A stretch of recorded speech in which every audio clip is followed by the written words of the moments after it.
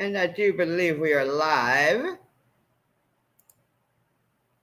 Hello, everybody, and welcome to the ArtsXchange Power of Word Author Panel, coming to you virtually around the world, but in actuality, I am in East Point, Georgia.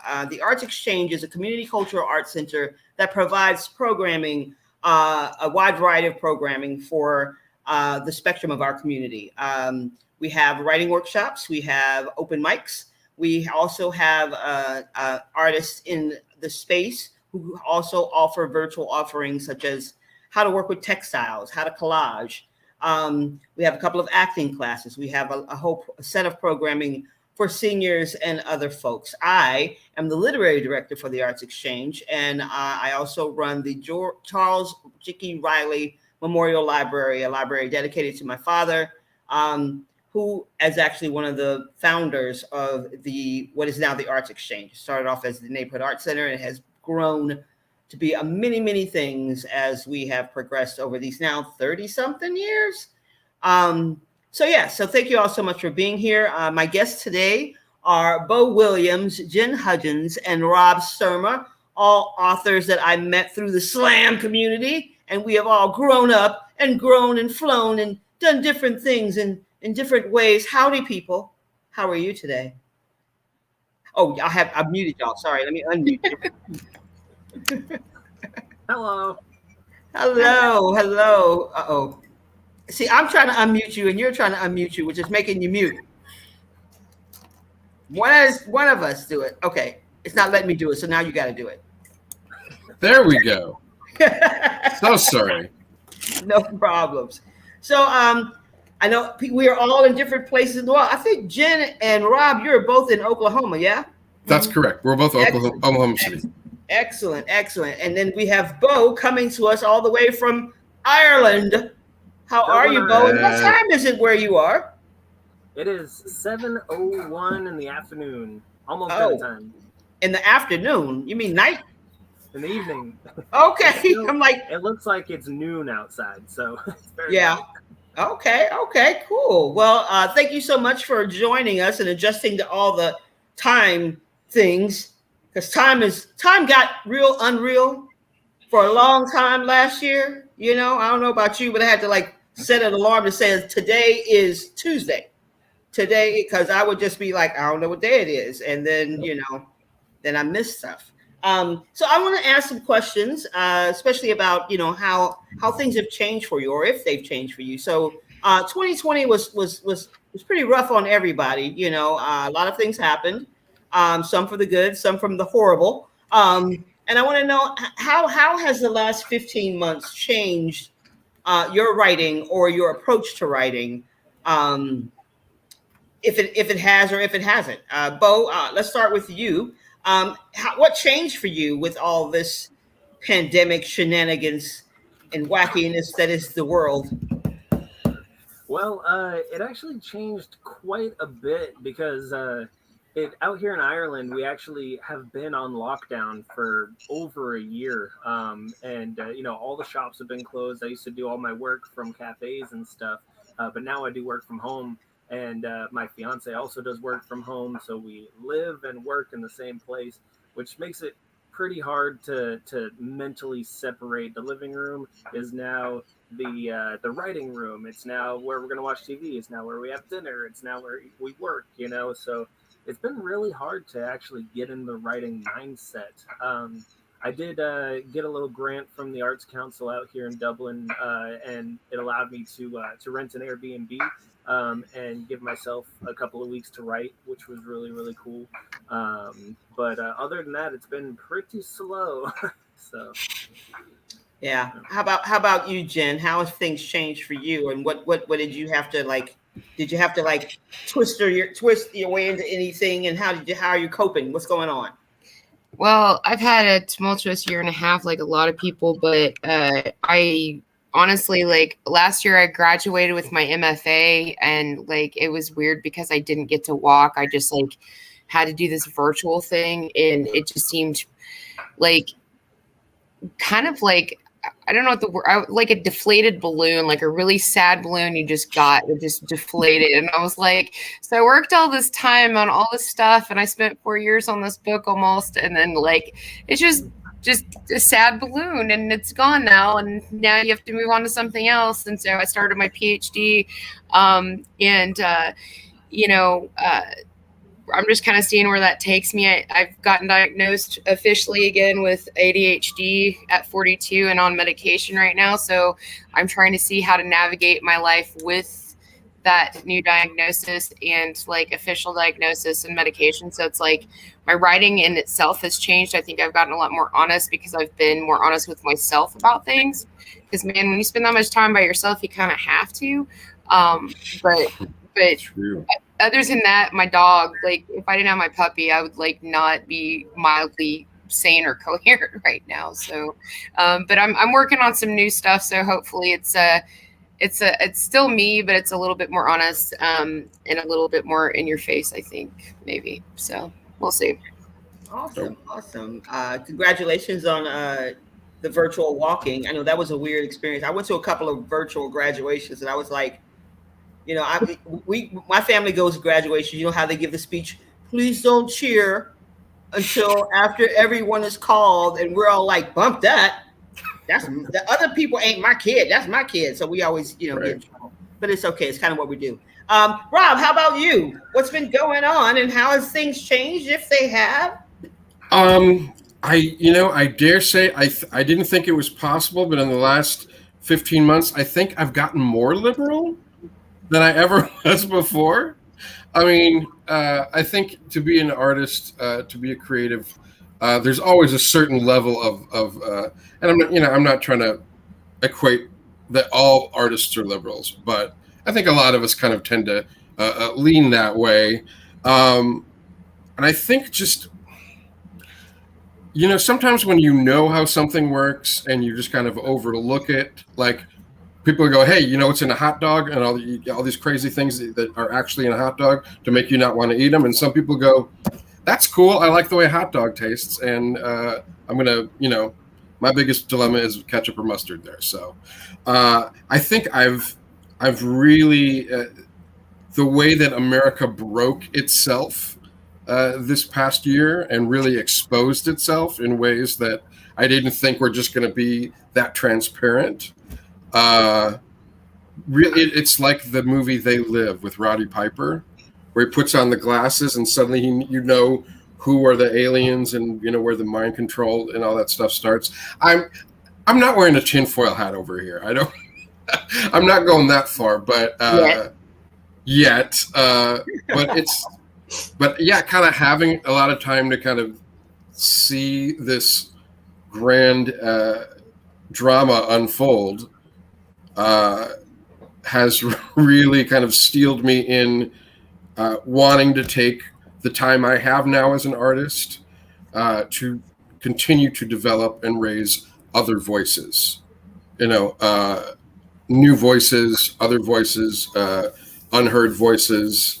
Like that's very important to me, especially even though I'm not like a rich guy. I'm not Bruce Wayne. I can't fund everybody's projects. But what I can do with what I have, is elevate like young voices, unheard voices. And that's kind of where I want to continue to go. It's like, I feel like this was my kind of wake up call. And yeah, we'll see. I mean, we've got the mechanism in place with freeze rate poetry, which has been going on for like 7 years now.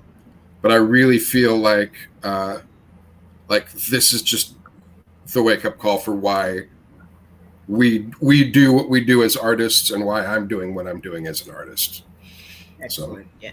I mean, for me, it's been interesting. I think when the world first was like, oh wait, we have to close. I was like, wait, what? Because like my whole gig as an independent, self-employed, artist is like I go into schools and I teach poetry. And if you close all the schools, I lose all my contracts. So I literally lost thousands of dollars in contracts in like the blink of an eye. It was like Thanos all up in here in my space, uninvited. And then so like I think I had that moment of like, holy hell, right? Like what am I gonna do? And then this mindset of now I have to rethink everything that I've done in a through a virtual lens, right? Sure. So it became very, very important for me to continue with the open mics to make sure that people, even if they had to stay in the house with people they didn't want to stay in the house with, at least they had an outlet, Yeah. through virtual open mic, or go in a closet, close the door, speak, say what you got to say, and then breathe into the rest of the week. So yeah, so a lot of changes, but a lot of pleasant kind of like little Easter egg pleasants, where it's like, I have an open mic that I would say was international, just because we had people from other countries happen to be in Decatur that weekend and said a poem on the mic. But now we actually have an international, Yeah. virtual forum. We have people that show up from England and just like hang out weekly, you know. Hmm. So those are the things that are like the little happy blossoms that have come out of it. But I do feel like I have to reteach myself how to like be around people. For sure. Because as much as I Absolutely. love people, I've realized that I'm an extroverted introvert, and when I say that, people go, "Whatever, Theresa," but like I like being by myself. I'm okay with my company, and now I gotta go out and be okay being in company again, which I was, but like it's gonna be different. Beau, you said, are y'all still in lockdown in Ireland? We actually just raised a lot of the restrictions. We lifted a lot of them, not all of them though. We finally opened up bars and restaurants, but only for outdoor dining. And the whole time, the bars have been open, kind of, but only for takeaway pints. So people would walk up to the door, knock on the window and give them a couple bucks, and then they give them a pint, and then you walk down the street and you're done. But yeah, everything else has been just nada. Don't be around anybody. Okay, I mean, like I think here in East Point or in Georgia, they're going to like open everything up to full capacity, everything on July 1st, which kind of terrifies me a little bit. How is that the same way it's happening in OKC? Yeah, I feel like we're if it's not there already, I'm pretty sure it is. Like there's not any buildings that I frequent. I mean, I work in a restaurant, and I go into there's a Target across from where I am that I frequent because Target's my happy place. And there's at this point they don't have the sign that you don't have to wear masks inside. They just kind of say, hey, if you're not vaccinated, it would be nice if you'd wear a mask, but we can't make you. But that's what all the businesses are like around here at this point. So I'm pretty sure the governor, who actually contracted COVID, but that's a whole other story. He wanted to open things as quickly as possible. And they actually have financial incentives for people to get off of unemployment at this point. They didn't when I was on unemployment, but they do now, and that's great. If it's going to help some people like get their bills paid and keep their lights on, then dope.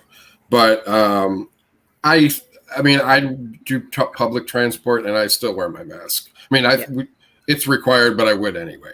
And most businesses, I will still wear my mask inside just because. I feel like I don't want to be any part of the problem. Yeah.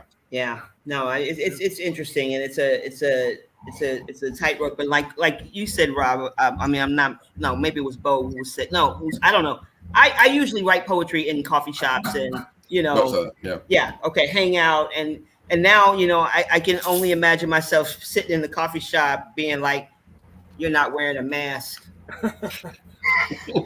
And I can't concentrate on writing because now I want to spray you with Lysol. But I imagine that feeling will go away soon. So I know you all have books that are out now. Are you all working on other projects after the book? Right now, at this moment, are you working on anything new? I know Jen is. Are we just going to go around? Yes, let's go around. Okay. Beau, do you have anything you're working on right now? A couple of different things. Some things are ideas that will hopefully soon have something resembling legs. But the main thing I'm working on right now is actually another book. So I just finished up this one a couple months ago and just got it published. And that's the one we're talking about today. But yeah, I'm working on. I got actually two manuscripts that I'm two themed things, actually inspired kind of by Rob and the direction that he goes with his, taking themes and then writing books about them. I kind of wanted to tackle an idea with that, but nothing to promote at the moment, but definitely some things in the works. How about you, Rob? Freeze Ray Poetry is, all year round. That's my baby. We're getting ready to put a new issue out this week. Just finishing up some of the little art details on that.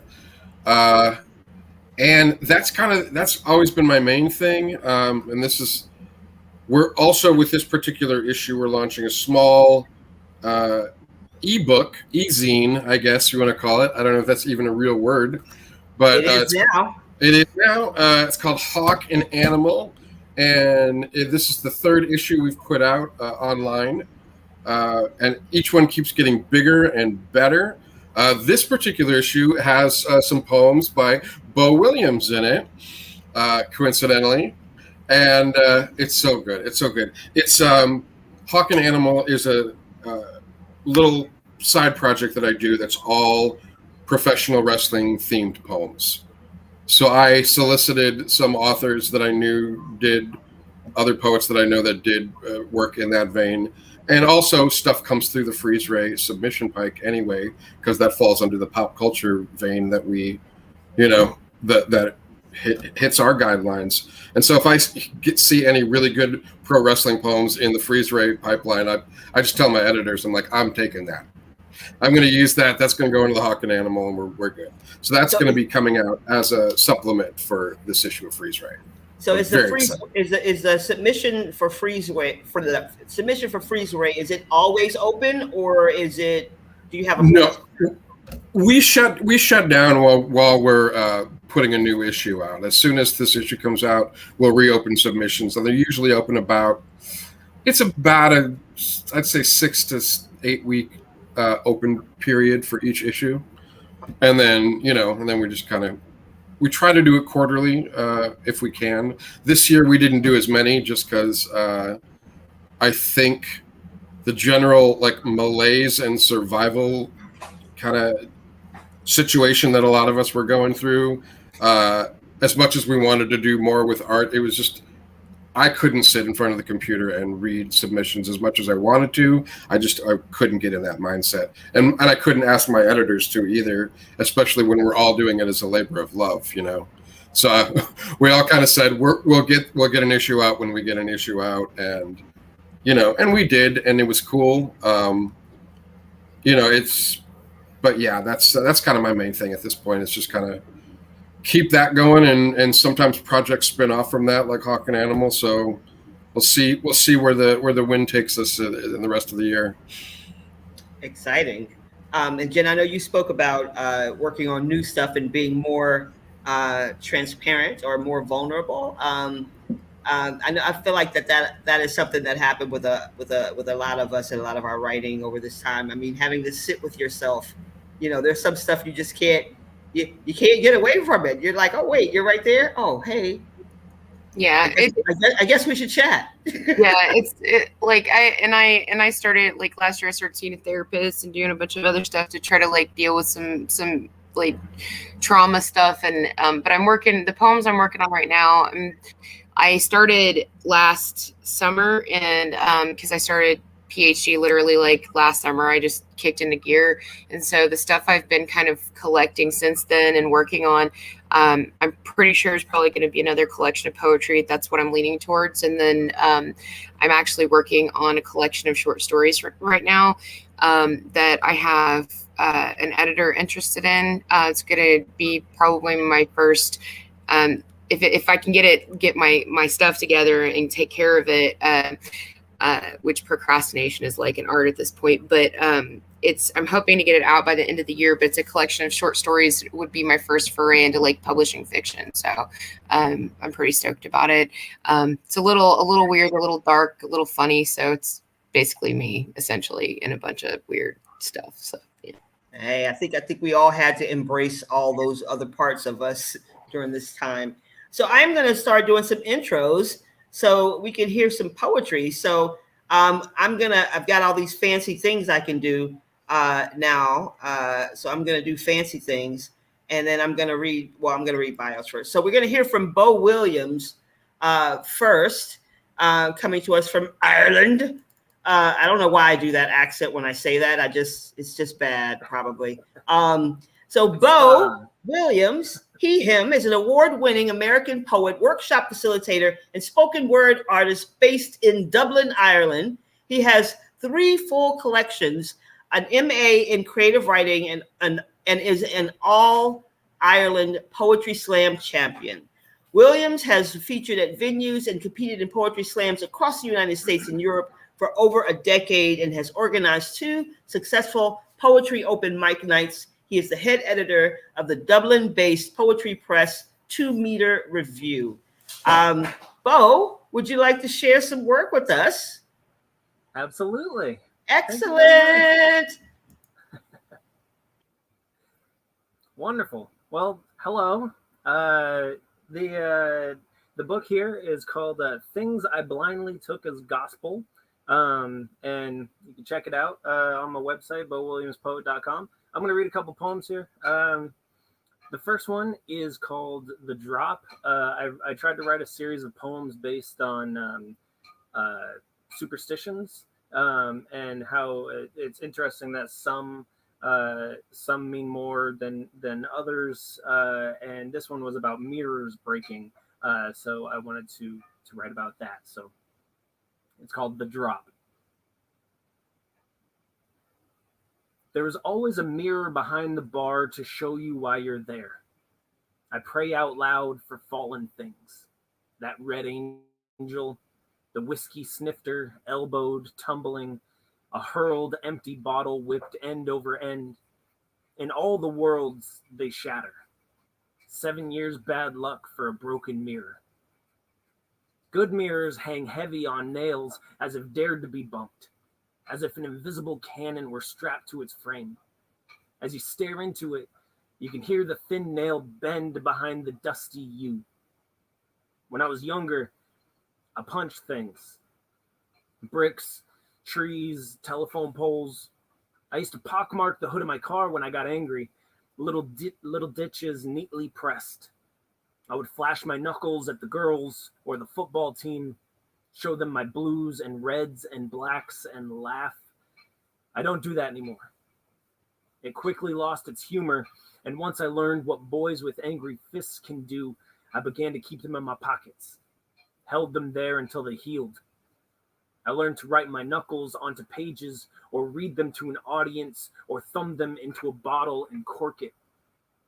I open my hands to catch things now. That's my superpower. If something falls, anything at all, it's caught before it hits the ground. Apples, forks, a wobbly nephew walking. Put me in a room of mirrors. Each one across from the other in a circle, me in the middle. Watch me wait. Watch me stand tense. Watch me catch my breath. Watch me count, do the math in cursed years. See me choose which me to save as the soft nails creak from the weight of worlds and cannons, of fallen angels and whiskey bottles. I beg that I can still catch devils and all types of glass in a room full of scared boys. Watch me pray out loud. Reach for any answer. Scramble as I fumble prayer and terror and keep them both off the ground as I prime my skinny legs to pounce, ready for the drop. So that was my first one. Thank you. Cool. All right. So this next one I want to read I don't read this kind of thing a lot. This is man, it's crazy when you write in a vacuum, like when you don't have your community around you anymore, like physically there anymore. Um, you realize how hard it is to be vulnerable. It's a lot easier to be vulnerable when you have your best friends around you, or everyone else around you is reading very vulnerable poetry. But when you're by yourself, for 15 months or whatever, it gets harder and harder to share vulnerable stuff. So this poem is called "In Between." It's one of my favorites in the book, and it's yeah. I'll just give it a read. It's kind of about carrying things that tend to weigh on you. My mom sells houses to people who have houses or don't like their houses, or do like them and want to live in another house. Soon, she will trade keys and promises for a large knife to help gouge chunks from her husband's medical bills, buckets to drain the sand from the gutters around her house, and a hammer to chip at her son's cement shoes with Sally Mae stickers on the heel.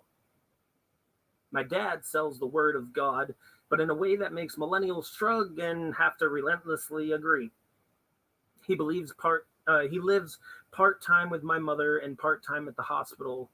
His kidneys are always somewhere between purgatory and hell, and his skin is thin as Jesus' body on Sundays. He'll make it through. Sometimes it's all too much, but most times it's just a matter of rewording the prayer or pushing the needle past the scratch. My sister once sold weed between North Truro cottages, but our dad, her boss at the time, found out and fired her. She rebelled and drew her body into a tattooed dreamscape. It resembles Cape Cod, if she fell asleep on the beach reading Harry Potter and her dreams pushed out onto her skin. I love her a lot. I'm always proud of her. And when it rains where I am, which is often, I wonder if it is raining where she is too. Sometimes I wait for the answer. Sometimes to wait for the answer is to touch the window and tell myself I feel the drops. She smokes it more than she sells it now. Purgatory. And the sand dunes in her backyard resemble a lot of poorly buried things. She didn't name her dog after me, but we share a name, and she says she loves that dumb little dude more than anything in the world. I don't know if God is sick of us or we weren't communicating right, but my meme's last prayers landed in my ears instead when she said when she leaves me, she only wants to spend eternity in the in-between, where the clouds meet the elevator doors. Who the hell are we to ask for the keys of heaven? I couldn't grant her anything. I'm not a god.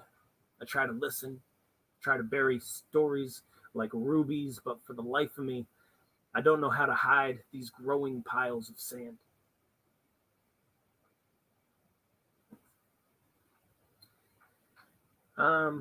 Cool. All right, I'm gonna keep rolling here. I got a poem that I would like to read called Instagram Post, and it's kind of about turning the corner into 2021 after 2020, and kind of seeing what happened and where to go from there, kind of thing. So it's called Instagram Post. My fiance sits at the other end of the bed, cross-legged, drafting an Instagram post that will change the world. She challenges me to check myself, to acknowledge which giant's shoulders I am standing on, and to respect the view. I consider what it means to be fulfilled, to see possibility as a paycheck in your hand. You can wish it to mean power or success, but until you cash it, it's just paper. What is a paycheck without action? Ask any matchstick. She makes me want to imagine the future. During a pandemic, it's hard to think past systemic problems and the weight of the fight that we're fighting to solve them, but I close my eyes, be grateful I'm alive, and see a house in Maine. Maybe a front porch that wraps around. I see a couple of dogs and a cat, and for the first time in forever, I get to hug my mother back. These rushing thoughts carry with them potential. 2020 wasn't some strange, cursed year. Isolation forced us to roll back our lips in the mirror and measure our teeth. You can't discuss something with no language. You can't fight something you can't see. You can't change something that doesn't have a name, and last year we wrote it across the sky. We tore down skyscrapers to make room for sunsets. We ripped up abandoned parking lots and let wildflowers grow next. We planted pine cones that grew to be family trees, and we're still trying to process the axe swings with our big leaves that grow to eat sunbeams, but these things take time. 2021 is a year to grow. 2021 is a year to know what true healing is, what it means to recognize the rear view but look forward toward the mountains while we drive, what it means to be fully alive. 2021 is about taking chances, bloom faith and fray hate until it's just thin strips of wire you can separate, reshape, and spell I love you. This year is the year of saying yes. This is the year of the self-check. This is the year of saying clearly, I deserve the best, because we only get the wishes that we ask and we work for. We have a canopy of emotions to process from the last storm, and this year is the platform. When we speak, we are every voice that came before. When we love with battlefield hearts, we disassembled the war. Last year, we worked the earth until our hands gave birth to future. We are a rosin bow pulled across the violin vocal cords of the universe. Watch us play our notes with conviction now. Let us shake the walls of hatred down with music.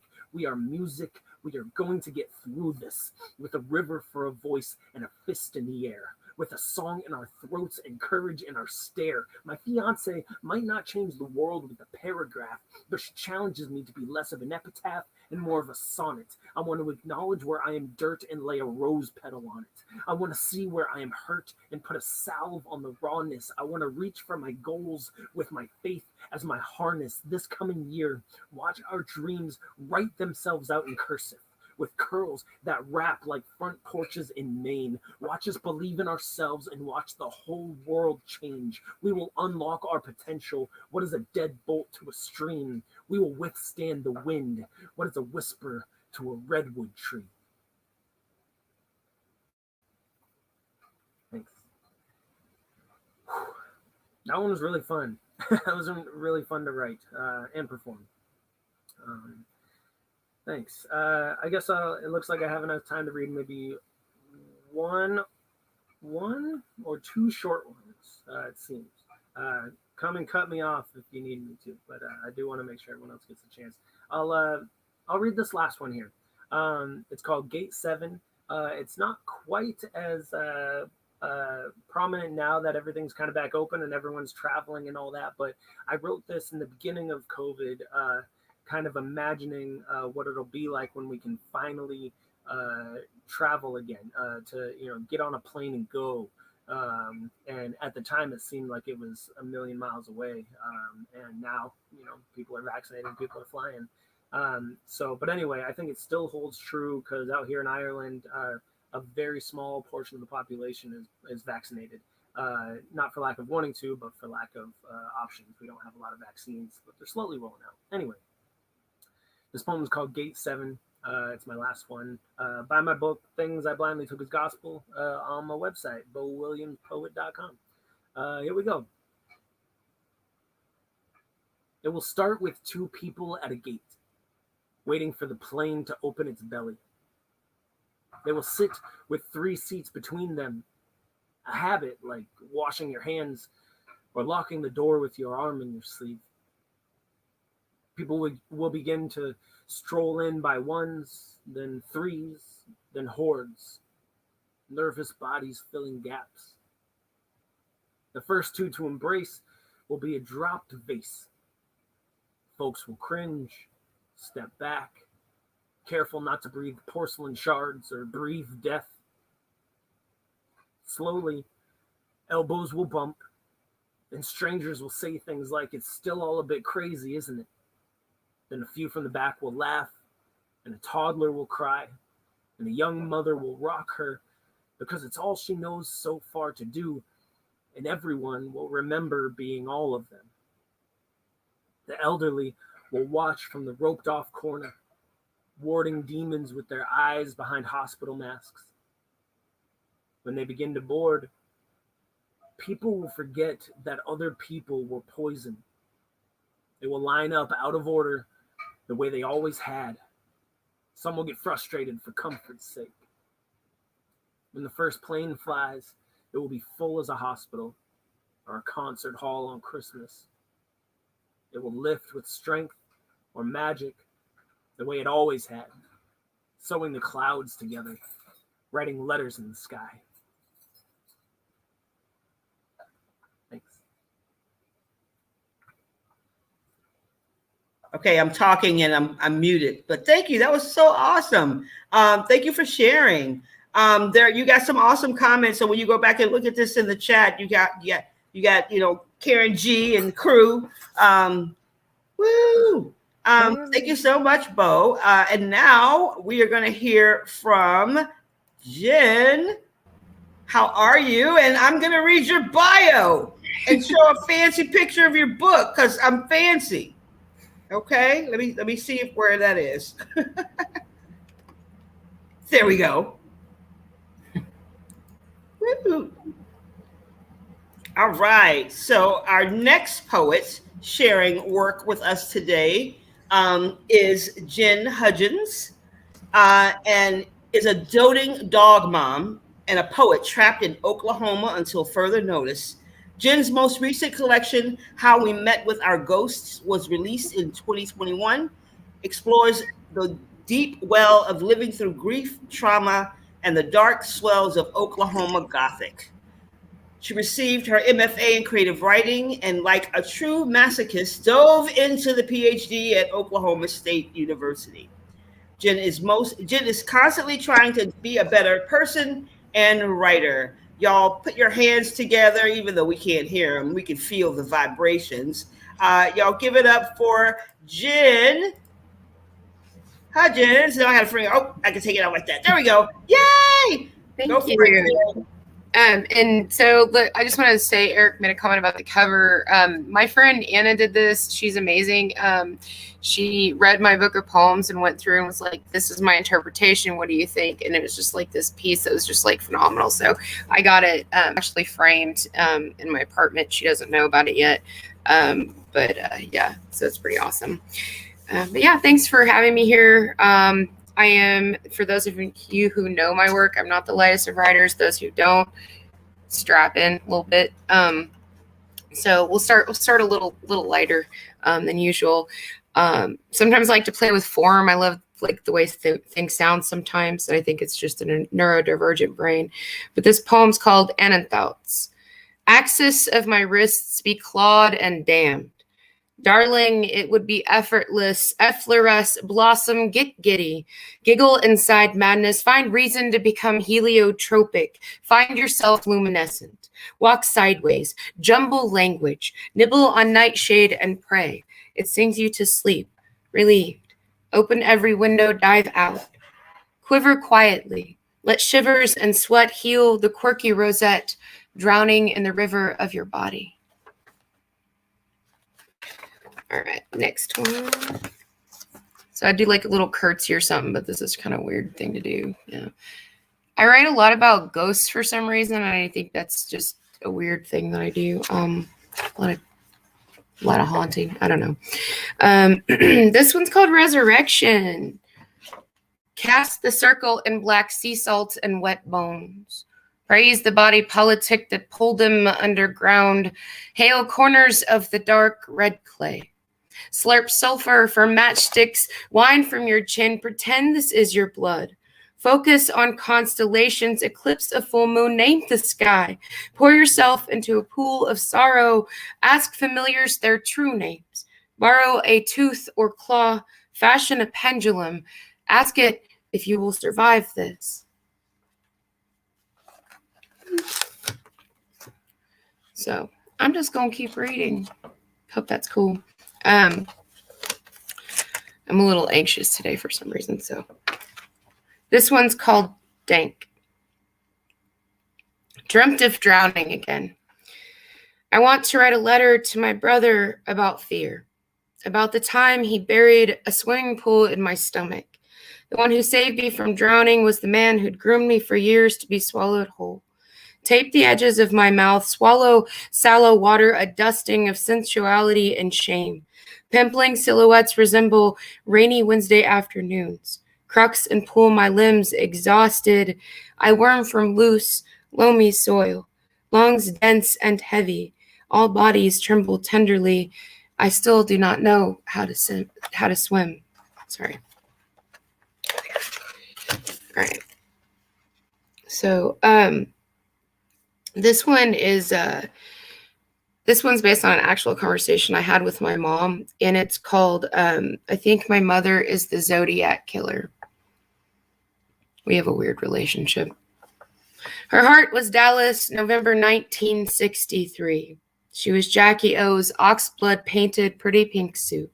My mother licked her fingertips in quiet sequential order, wishing she were Jackie O.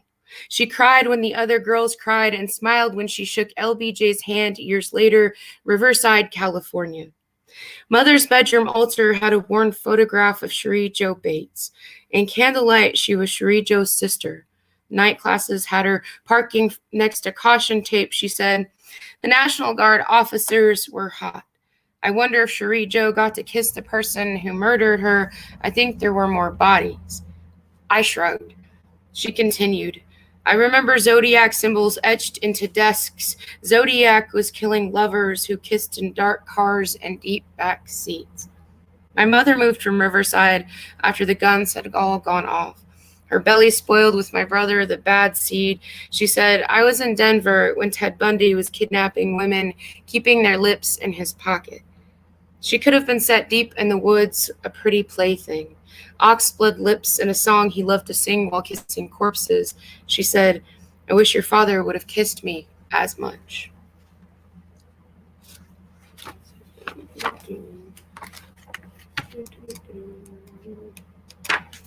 I had one more thing here, but okay. So I don't know how much time I have. So I'm just going to read a few more. And this one has a mention of self-harm, so just a heads up on that. Originally, this poem was 2 poems, and they were very similar, and I thought they worked well together. So the poem's called Way Down Youth. I used to roll my grandfather's 6-shooter between my palms. Looking for a quiet, quick fix, I never learned to dance. Its corpse felt heavy, felt empty like my goddamned heart. Melancholy meant for hiding in closets between thighs and palms. Never left alone at night, I would clank the barrel against my molars, hide and seek. The magician learned to disappear. My first kiss was rusted. Daddy was smart to hide the bullets. After the accident with the pills, all the guns in the house evaporated. I still gave pet names to razor blades, sewing needles, and God. All right. Sorry, I kind of tripped up on that one. So I'm gonna read a couple more. Is that okay? Yay? No? Nobody? Okay. So I'm gonna just keep going until someone yells at me. No, just kidding. I have 2 short ones and then one that's a little bit, okay, that's good. Yeah, they're not that long. So there's 3 total, and these are all new. This one's called Of Water. Mother comments on how skinny my forearms are now. She reaches out to me. I recoil beneath her thin skin, wilted fingers. This is the only way she knows to tell me she thinks I'm pretty. I didn't have the heart to tell her I'm full, with his soft tissues like fish hooks in the esophagus. It remains difficult to swallow, and my stomach hurts, though I am not a fish. She should know this about me. I startle awake, gasping at the sound of my own ruin, his voice grumbling. I can't get the yellowing from between my teeth. I didn't have the heart to tell her. There is still the taste of him on my tongue. My jaw is left unhinged while I sleep. I didn't have the heart to tell her. I pretend I am unfamiliar with drowning. All right. Okay, so next one. This one's called To the Last Girl I Buried, and it was inspired by something that Confidence, Omanai, if you don't know Confidence, kind of encouraged me to do so. To the last girl I buried. In a garden less than 3 feet deep, her splintered bones grew, latched to bean sprouts and dying calla lilies. They used to be yellow like the burrow of sun beneath her father's jawline. She lazily allowed the compost to consume an already soft skeleton. She was accustomed to being startled awake by growls in the dark, how she'd take baths to boil away her skin and suffering while the monster slept, dreaming of the easiest ways to drown, to die, but not by him, not by his hands. She was never really comfortable being called lady. He called her miss, dismissive, daunting, shrinking her body into easily devoured morsels. He claimed her muscles and arteries hostile, her body a clenched fist. His teeth gnawed their way through her belly. Her mouth became a series of abandoned wasps' nests. She was quiet in the way she whimpered when nobody could see her fingertips pushing through topsoil. She remembered how sweet his apologies could be for the unnamed things done before dawn, with a mouth full of saccharin, his hands around her neck and wrists. Her nightmare is that she climbed out of the grave. No amount of dirt shoveled in her throat by his hands was enough to silence. Her nightmare is that she goes back. All right, I have one more. And this one, I was a little upset. It's called Let Them Choke.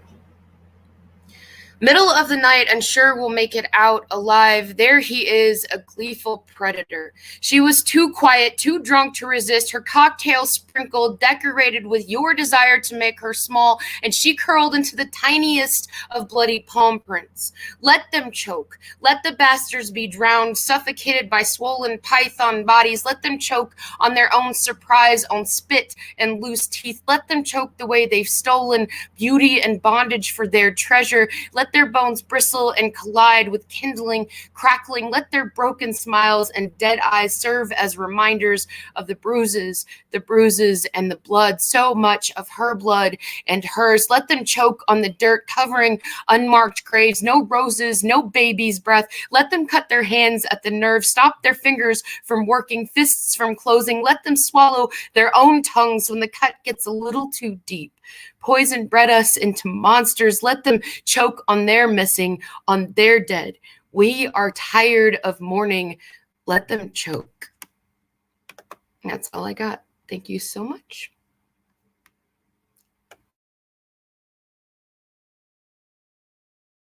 Can't hear you, Theresa. To be muted. Yeah. I keep forgetting to make that T-shirt. You're muted. But yeah, thank you so much, Jen, for sharing. We're gonna hear next from Rob Sturma, and I'm gonna read a bio, and it's gonna be read by me. Yeah, I'm gonna find it first, then I'm gonna read it. Then I found it, and now I'm gonna use our pretty banners that we have, our brands. Boom. All right, our next performer or our next reader, our author Miller. Our next author is Rob Sturma. When not doing something I'm going to start over. When not doing some form of mild accounting is a pop culture pundit and the editor of Freeze Ray Poetry, a pop culture themed literary journal established in 2014.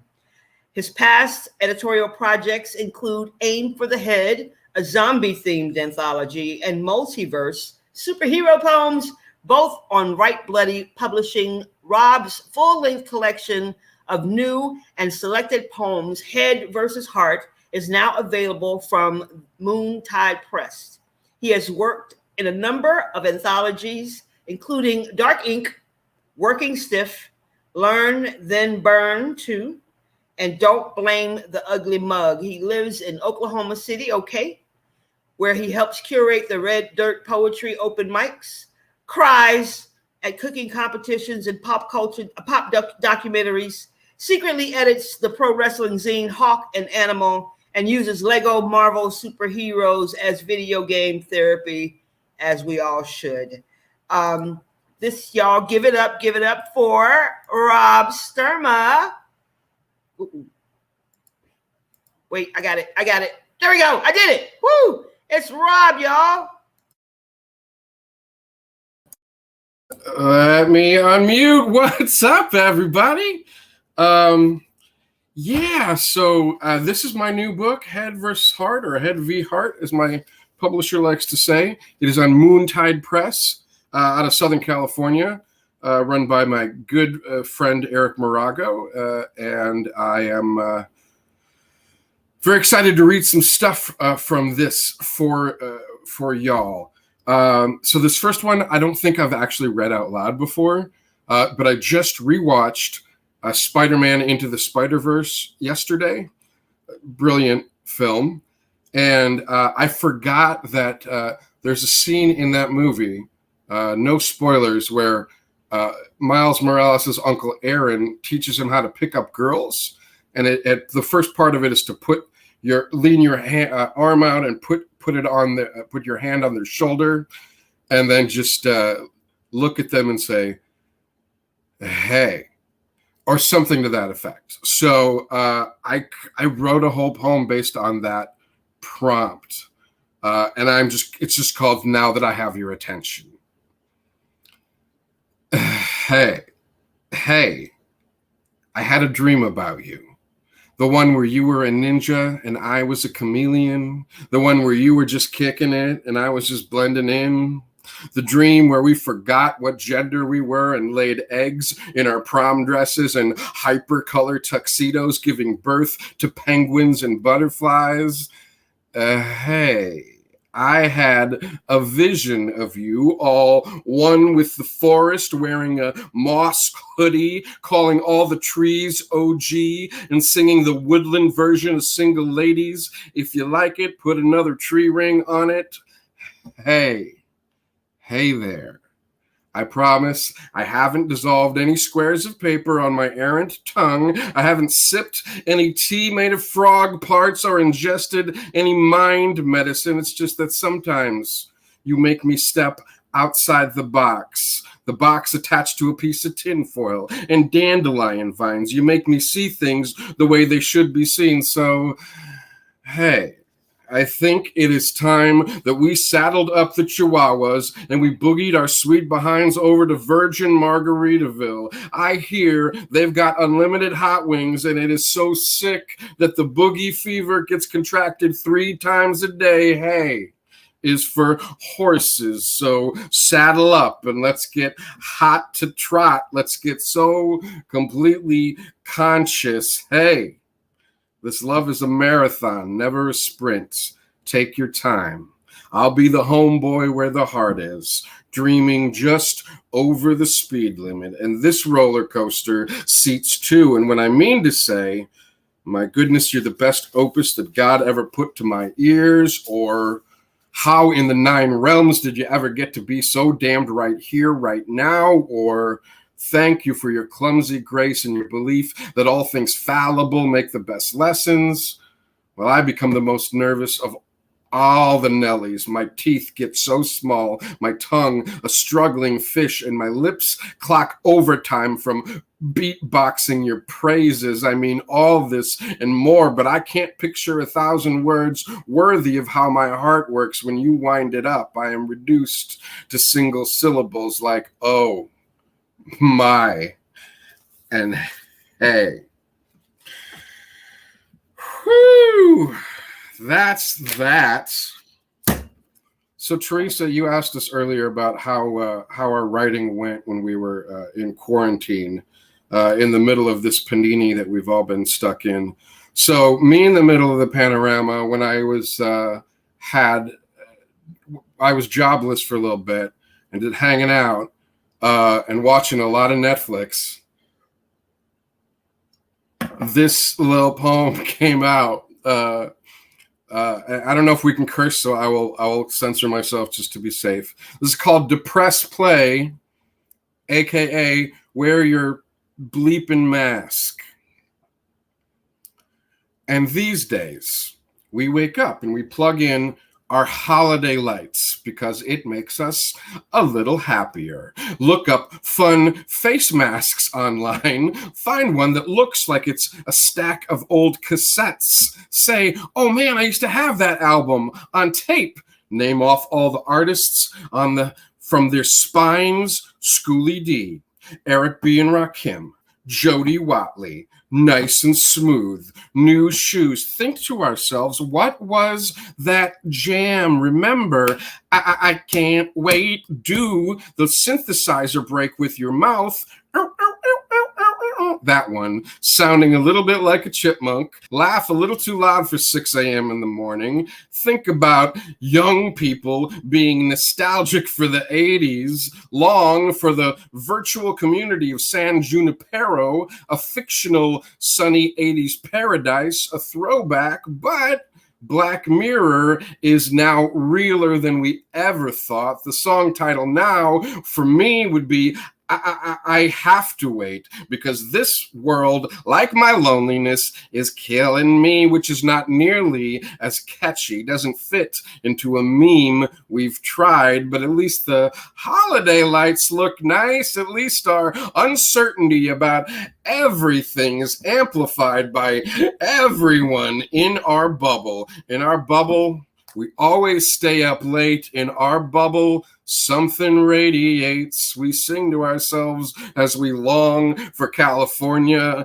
and its narcissistic love ballads to California. A flashback to friends we found who were all travelers, hitchers with headshots, cowboys with callbacks, actors / singers / models, another island of misfit toys. And now we are landlocked and blue on red dirt. We are just an island, and we never cry, not when we can shield ourselves in lyrics that we first heard on tape. These are the days, we shakily sing, we'll remember. So that was me holed up in my room for a couple months listening to old 80s jams. What's next? Hey, this book goes a lot of different places. I'm trying to give you a nice representation of what's in the pages. One of the things that I've addressed for the first time in print is my own battle with alcohol addiction and my subsequent sobriety. I'm a little over 7 years sober at this point. And this particular poem was written on the day that I got sober for the second time, which is the last time, which was March 4th, 2014. And it's called Dry Dock. I'm just going to give you the caveat is I quit on this day, but I really didn't want to. You could never take 12 steps without tripping over your own feet, but still you count off days on a calendar. This decision, it's not a sentence. You are throwing back empty shot glasses until you remember you can drink in lungfuls of air on your own now. But when you live in a world where just one becomes just three, becomes five, becomes seven, when your liver wakes up and curses at you in Klingon or Elvish so that maybe you'll understand, well, you got to remind yourself that even Dean Martin was drinking apple juice most of the time, and this, like the shape of your ears or your metabolism or your weakening vision, this is always something that has been in your bloodline.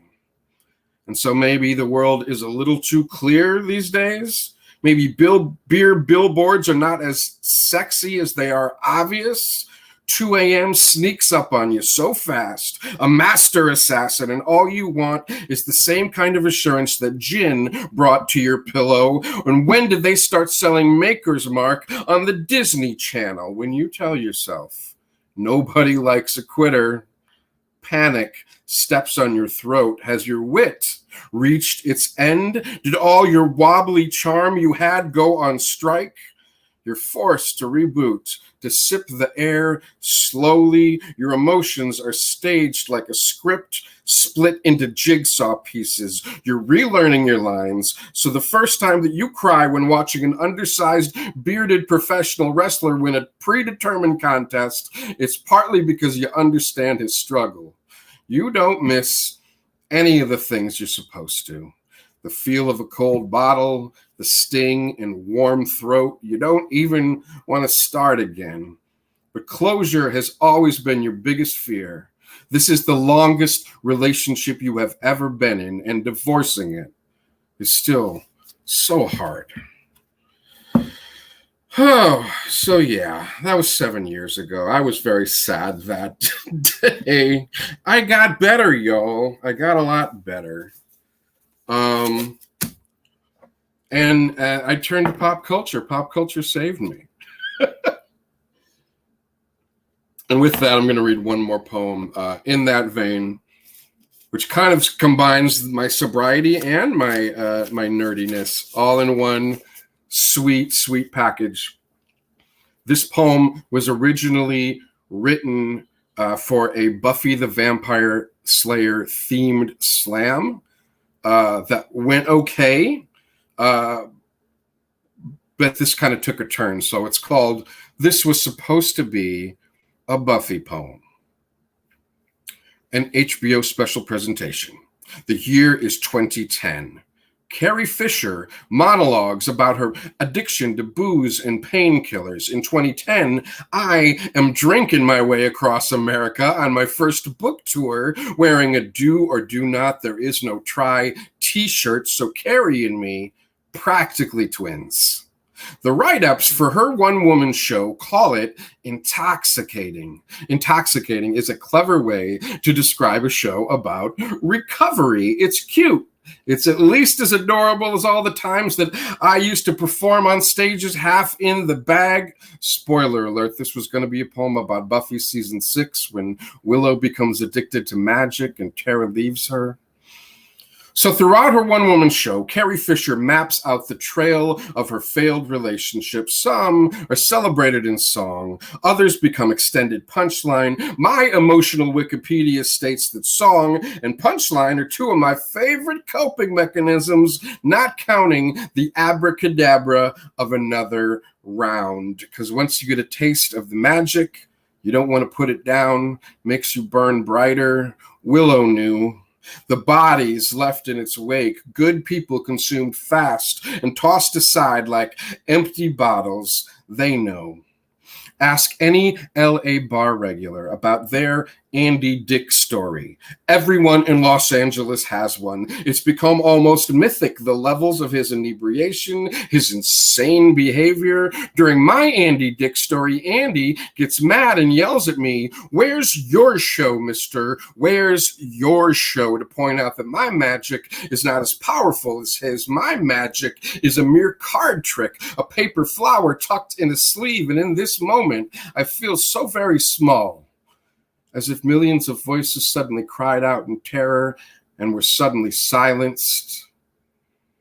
But you know what? This is not about me. This is supposed to be about Willow or Carrie or Los Angeles or magic. Buffy closes the Hellmouth on May 20th, 2003. It takes me 11 more years to kill my own demons. And 2 years after that, one of my recovery heroes drowns in moonlight, strangled by her own bra.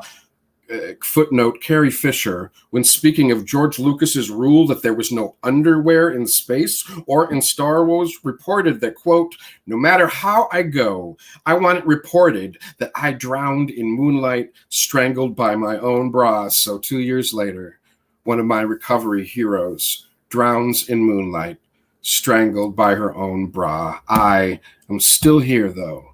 I'm learning how to make magic through wishes or prayers or sleight of hand. I am a one-man show soaked in song and punchline, trying so hard not to be canceled. I'm trying so hard not to go up in smoke. Thanks, everybody. Thank you, Theresa, for having me.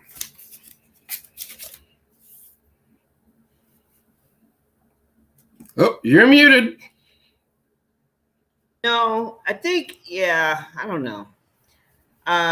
Yeah. Thank you all so much for being here. Thank you for sharing some of your Sunday with me. We have one last question for everybody. And then I want you to share if you have anything coming up, any event that we can support you in, if it's in a virtual framework that the virtual world can support you in.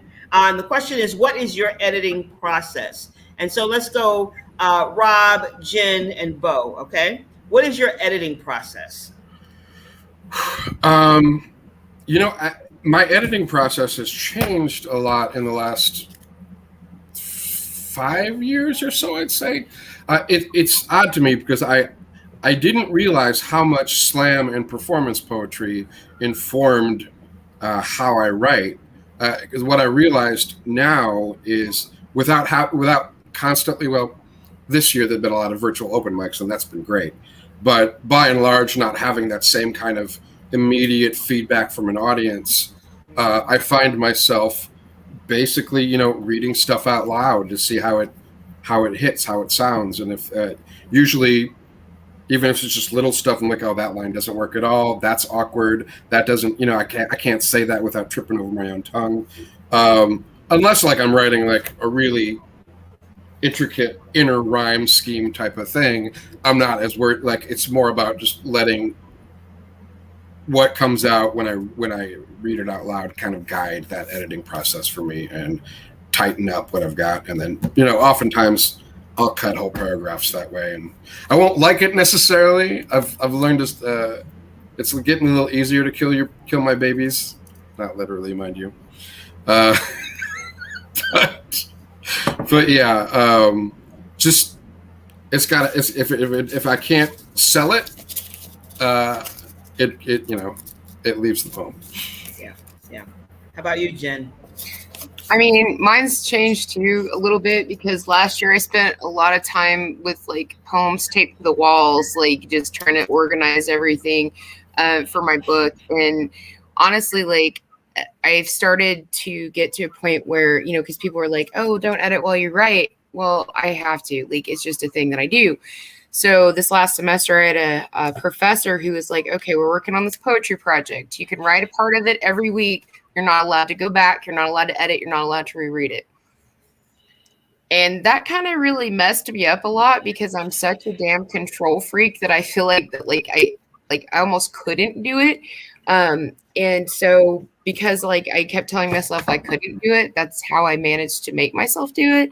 It's weird how that works. But I tend to just go in and kind of, I don't know, kind of cut things while I'm writing, but I do the same thing that Rob does. Like when you're reading it, you can kind of just hear how it hits or doesn't hit right. And so I've been seeing things even in stuff I published a couple years ago that I'm like, that doesn't really, I don't know why that's even there. Like, why didn't I take that out? But at the same time, I give myself a little bit of grace now because I'm just like, it's done. That book's done. I'm going to move on to something else rather than go back and try to edit more and more and more because I have a tendency to over edit if I'm not careful. Yeah. So it's just a matter of trying to figure out what works best for my, my nature, if that makes sense. So yeah. That makes total sense. How about you, Beau? Yeah, I'm kind of along the same lines as Jen and Rob. I do a lot of editing as I go. My notebook is just full of scribbles and writing. Like I'll cross something out and then I'll write over it in a little space between where I cross it out and where the line above it is, and then it'll go all the way around to the edge, and then I'll write down the side there and I'll cross that stuff out. Then I'll write a holding stands over here and I'll circle that and put an arrow up there. It's very if I had read someone else doing that, I wouldn't be able to understand anything that's going on. But that's the only way I can really edit is just go back, edit as I write every single line as I go. But then once I get it to a point that I like, I read it out loud. I think transferring mediums seems to be my big way for my big trick for editing. I'll handwrite it first because I think there's a very intimate way a very intimate thing about handwriting, where it takes time to put these words down. So you start building a relationship with the words that you're writing. And as you're writing it, you can say, well, maybe that's not the right word. And then you cross it out and you write the right one on top of it or whatever. And yeah, that really is, I write and then I'll go to the computer and I'll type it. And when I type it, I'll inevitably have a different draft by the time it's on the computer. And then I also have a typewriter. Sometimes I'll even switch it over to that and then back over to the computer. And every time I do it, it's going to change a little bit more and a little bit more. And like Jen had said, reading it out loud and finding what parts you stumble over, that's the part where it's like, oh, well, that clearly needs to change because I can't even say it. So how can I expect anybody else to say it? Right. So that's kind of where I go. Yeah, I think mine has changed in that way too, because back in the olden days when we used to go out and like be in a room together and you'd be able to like stand on stage and try a poem out and be like, man, okay, they didn't like that, so something's wrong. Which is how I used to like kind of edit some of my stuff, right? But now it's like I can, and I've been to Rob's open mic and I've been to a couple other mics where I'm reading something that I've written and I stumble over it. I'm like, that's not right. So that's kind of how, reading it out loud and actually, hearing feedback from others is how I edit more these days. But, I think that I do enjoy the intimacy of writing it by hand. The other problem is I have is that I'm working out of too many notebooks. Like I probably have 12 notebooks going right now, which is not great. So I'm trying to figure out a way to like consolidate my brain so that let's just do yes, see? It's like that's my life. Let's get one notebook and commit. But yeah, so I think that, so that's the editing process. Karen G, who asked that awesome question. So one last thing before I let you all go and enjoy the rest of your Sunday, do you have anything coming up that we should know about so we can support, other than buying your fabulous books? I just have school and life, nothing else really exciting. So yeah. Well, we support you in those things, Jen. Yeah. Thank you. Unless I decide to quit my PhD program and just move to New Zealand with my dog, because I'm just like. Anyway. Yeah. I've got, like I said, there's a new copy of Freeze Ray Poetry coming out this week. FreezeRayPoetry.com. It's 40 poets deep in the main issue, and like another 8 or 9 in the Hawk and Animal supplement. And it's full of joy. I think it's the joy that I needed to be able to help put together with my staff, and I'm very excited to get it in the world because we still have a lot of healing to do. Yeah. So hopefully, what about Red Dirt open mic? Well, we're doing our thing. We're going to be. Our old venue had some fire damage very early on in the pandemic this year. And so it has not been opened at all, even as restrictions have lifted.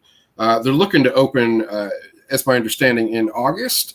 And we have been invited back there for that to be our permanent home again, which is great.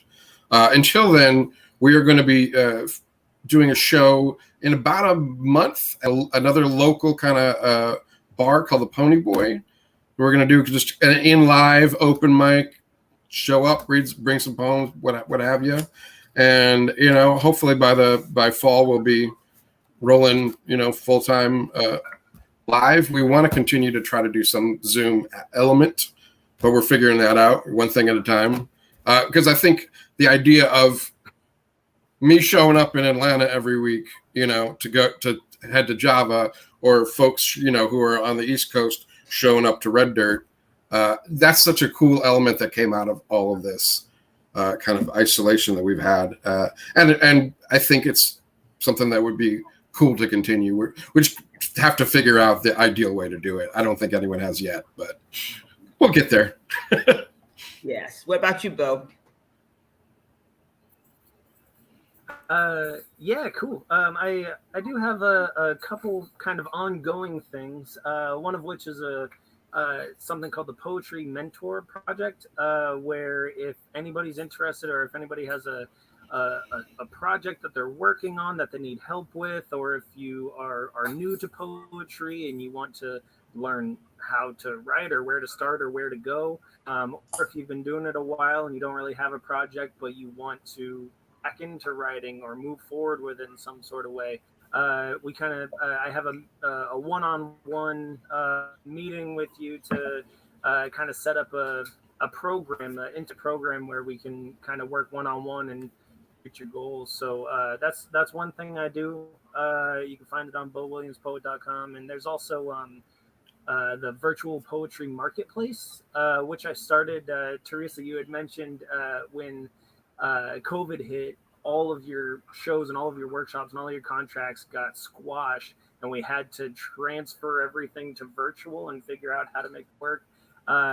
So I started this thing called the Virtual Poetry Marketplace, and basically, if anybody will personalize a poem, hit me up and send me, a couple of bucks and then some ideas of what you want the poem to be about, and I'll write you a poem.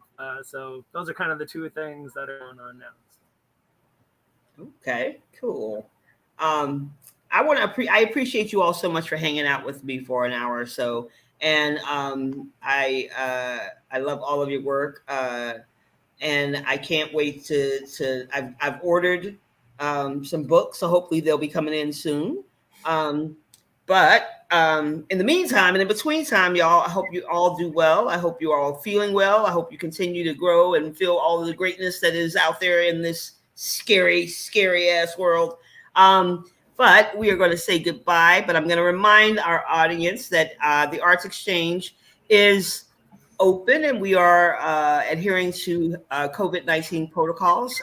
We have a juried show coming up for the gallery, and it's called "Whose America Is It Anyway?" So we are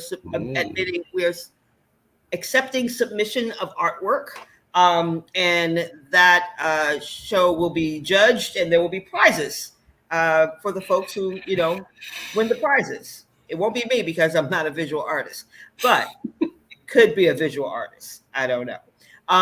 Also, we have a festival coming up in July called Reimagining Democracy, and that is going to be on July 24th and 25th. And yeah, so I also have an exchange open mic that happens every second Friday of the month, which will be on July 9th, and on July 10th, I have a Saturday writing workshop. That these are all virtual events, and then on July 25th, we have the author panel, and next month's author panel will be Aminata Cairo from Amsterdam, and her new book that has just come out. So I want to thank you all for joining us. Thank you, Rob. Thank you, Jen. Thank you, Beau. Thank you, Facebook world and YouTube world, for joining us. Check us out at artsexchange.org, and I will see you all soon. Happy Sunday. Happy Sunday. Bye. Thank you. And